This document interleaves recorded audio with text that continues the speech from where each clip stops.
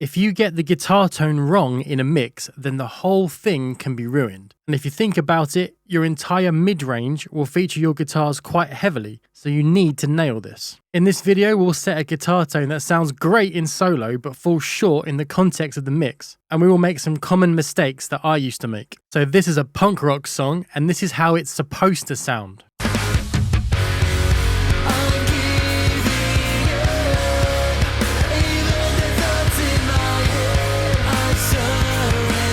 So now let's take these guitar DIs and dial in a bad tone. And quick note, the bass and drums in this mix you're going to hear have also been done badly. The videos to those are in the description. Let's hear the guitar DIs now, completely raw.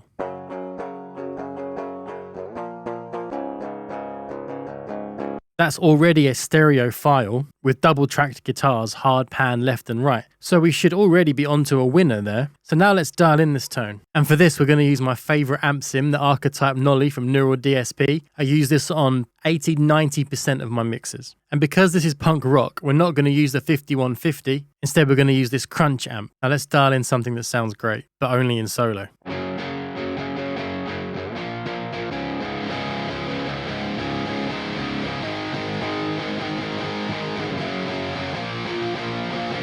Yeah, so that sounded weak and boring, so now we've whacked up the gain. How could that be a bad move? But actually, once in the context of the mix and once it goes through mastering and everything, that is just too much distortion and you lose the clarity of the guitars. That's a huge mistake that I used to make. It's actually counterintuitive, but if you can bring the gain back to a point where it still sounds energetic but doesn't have that extra fizz, then you're in the right spot. Let's keep going and make this tone sound thick and big.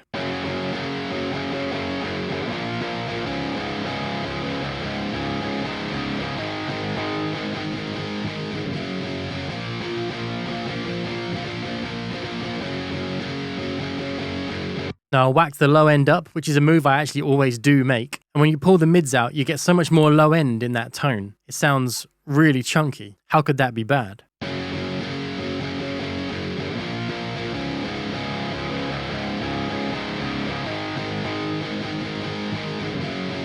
See, when I bring the mids back in, it just has a honky sound to it, so we don't want that honk in the tone, right? But again, that's actually not true. You've got bass in the low end, you've got cymbals and vocals and other elements on the top end of the mix. The guitars actually occupy the mid-range, and that's where they get their presence, their clarity from. So in my opinion, I always think you should push mids and then refine them with EQ later. But this is a mixing mistakes video, so we're not going to do that. Okay, next thing, I think the guitars sound a little dull. They sound thick, but a little dull. So we're going to try and get them to sound brighter with a bit more bite.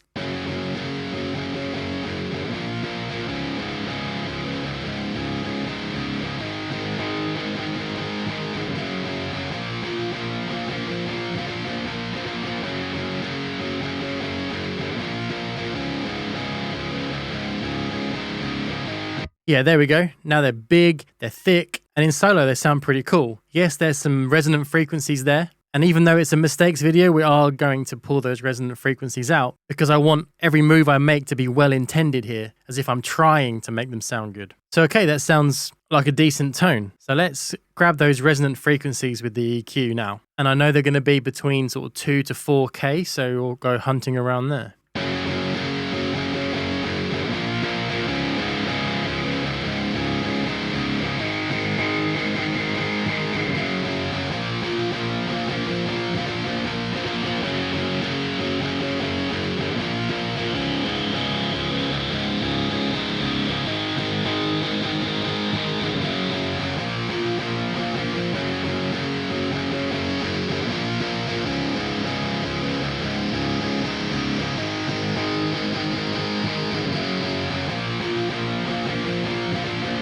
Now, I'm sure you've done this method before where you go hunting for the painful frequencies and when they jump out, you pull them back. Now, that's a good move and a smart thing to do. The obvious thing here in this mistakes video would be to do too many of these and to pull out too much of those frequencies. But I'm sure we all know to be careful when pulling out too much of this dirt and grit to lose the attitude of the tone. So I thought I'd mention it, but I'm not going to demonstrate it here because I want everything to have good intentions behind it. So I've also heard that around 1K can be problematic for guitars and sound a bit horrible. So we're going to hunt for a horrible frequency around there and pull that out.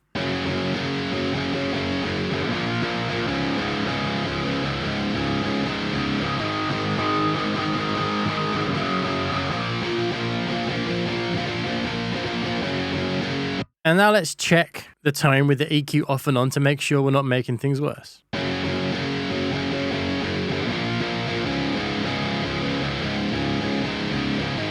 Now to me, it sounds like we're cleaning the tone up nicely. We're not doing any damage. Next, let's get some filters happening, and we're going to clean up that super high-end hiss that you get with amp sims and all kinds of distorted guitars. And we're going to roll off the low end because we know, because we're smart, that the bass is going to take up a lot of those frequencies.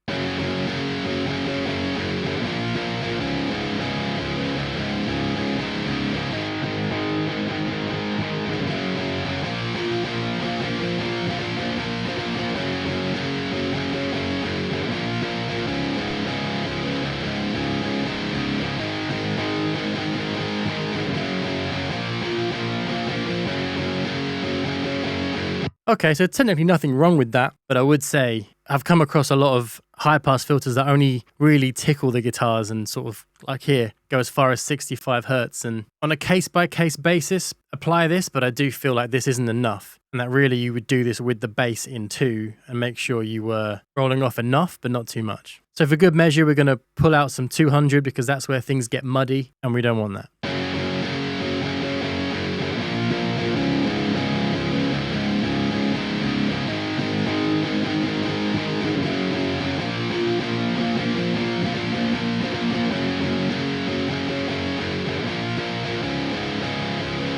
Yeah, you heard there around the 230 hertz mark that didn't sound particularly nice, so we pulled it out. No need to do any compression on the guitars because distorted guitars have very little in terms of dynamics, right? So how could we possibly need any? Okay, so now that we've got our tone in and we've cleaned it up with that corrective EQ, now let's bring it into the mix and then see if they sound a little too dark or a little too bright, and we can do a more broad stroke EQ move.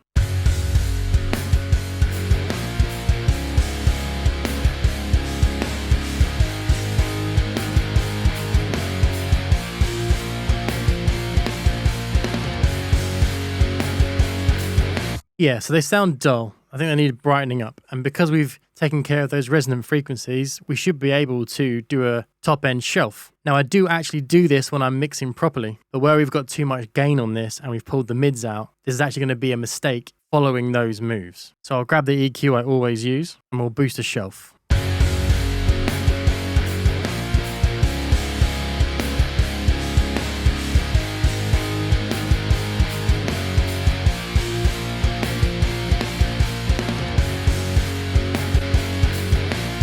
Yeah, now it sounds much brighter. The brighter it gets, the thinner it gets, and not having those mids is sort of causing that. But why don't we compensate for that by using other bands on this EQ? Because that would make sense, right? So we'll push some of the lower frequencies to get some thickness back.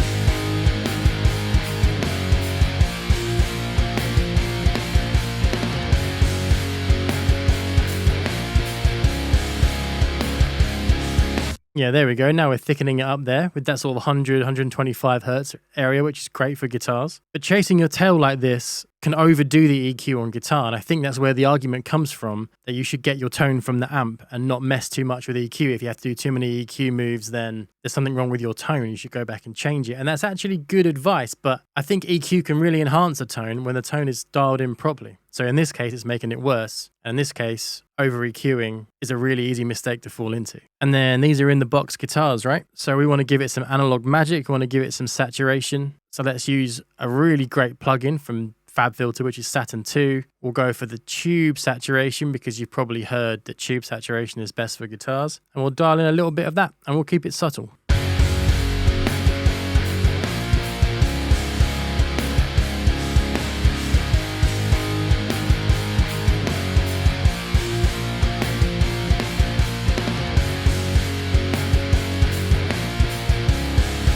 Yeah, there we go. Adds a little vibe to it, a little bit of analog feel. But remember, we've already added way too much gain to this tone. So we're just sort of exacerbating that problem here by adding more saturation, more distortion to it effectively. But okay, if you've been mixing like this and you haven't heard any other songs from the real world and you haven't compared it to anything, then you might think this doesn't sound too bad. So why don't we compare it to the proper mix now? And I'll do that with this reference plugin, where the original is our mistakes mix and the reference is how it was supposed to sound. So starting with our mistakes mix.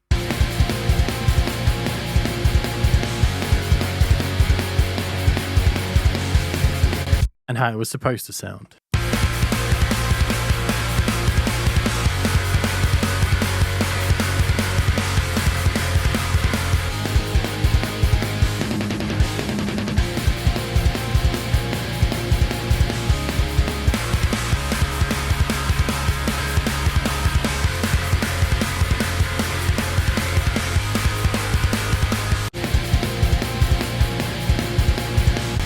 Just quickly, if you make music like this and you want me to mix your next release, then head over to my website, terrybeckleyrecording.com, send me a message via the contact form, and I will get back to you. Now, hopefully you heard there in the reference how much more punchy the drums sounded, how much better balanced the low end was, and how much more present the guitars were, even though they weren't as shrill and as distorted as these were in our Mistakes mix. If you want to see how I actually went about mixing these guitars, then you can watch this video here. And for all kinds of videos on mixing and recording pop, punk and emo, head over to my channel. And as always, thank you very much for watching, and I'll see you at the next one.